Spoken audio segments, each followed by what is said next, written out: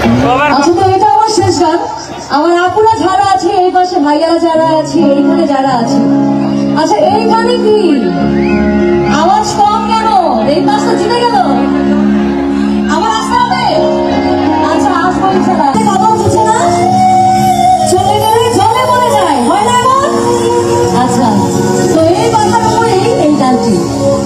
আমি কার হলে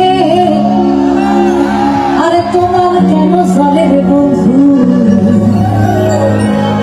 তোমার কেন চলে? আরে আমার কেমন লেগেছিল এই তুমি যখন বের হয়েছিলে।